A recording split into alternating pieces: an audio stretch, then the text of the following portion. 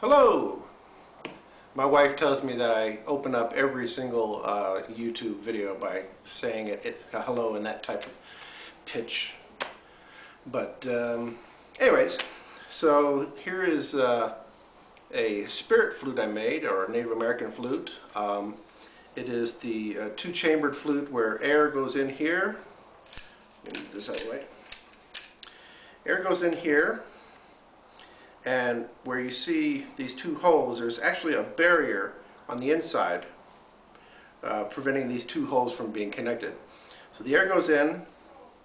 When it hits that barrier, it's forced out the first hole, and then there's a slight channel, a very thin channel, maybe a 1/16 of an inch thick, maybe a 32nd of an inch. And normally the air will just shoot straight out.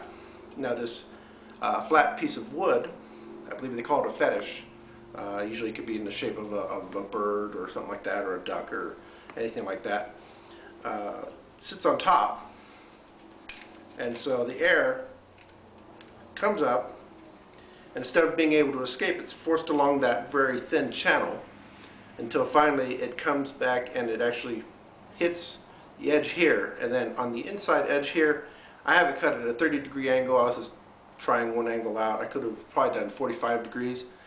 So then now it acts like a whistle, where the air hits that edge and starts to oscillate according to the well-known physics information that you can look up on Wikipedia. So this particular one, I made it in like about an afternoon. As usual, I did mine a little bit differently. It has a square chamber instead of a round chamber.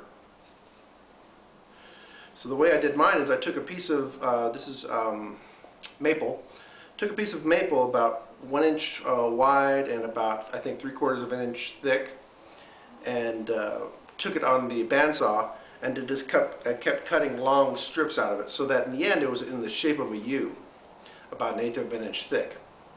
This just saved me from having to glue 3 strips together. So it was an open-ended U.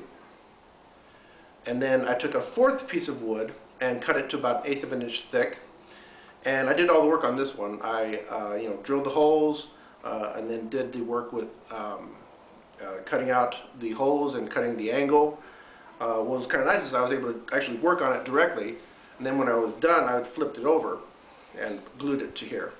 So this is all maple. The fetish is made out of hickory. The actual barrier, I believe, is also hickory. I think I just had hickory around, so I used that as well. So first one, put my initials on it and put the year and then which one I've made. So let me play it for a little bit for you. Oh, I'm sorry. It's in the minor pentatonic scale. A lot of the flutes you'll see that you can buy will have an extra hole here, and then a piece of leather that you can move back and forth between these two holes, covering one or the other, allowing you to play a minor pentatonic scale or a major pentatonic scale. But in the interest of simplicity, since this was my first one and I didn't even know if it was going to work, I just did the holes to allow it to be a minor pentatonic scale. All right.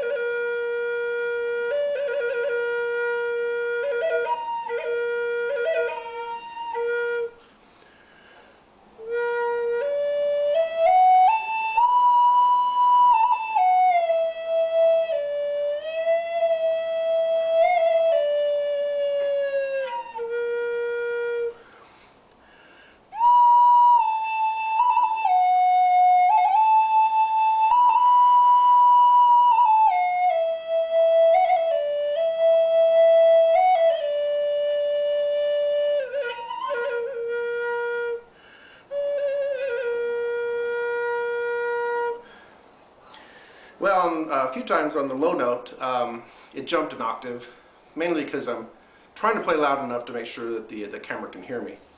So I'll just go up and down the scale real quick.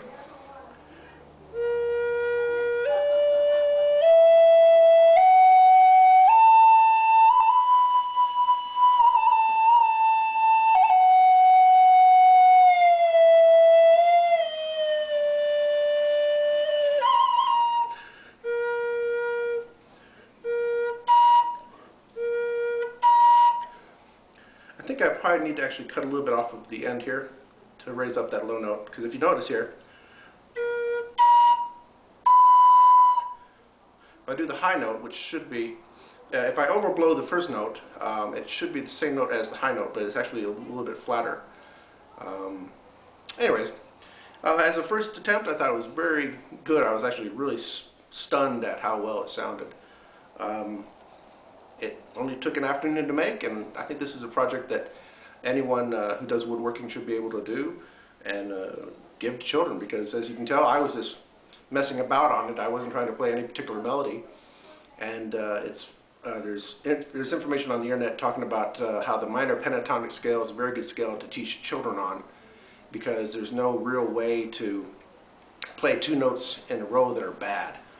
So you can really just improvise all day long on a minor pentatonic scale, and it sounds good.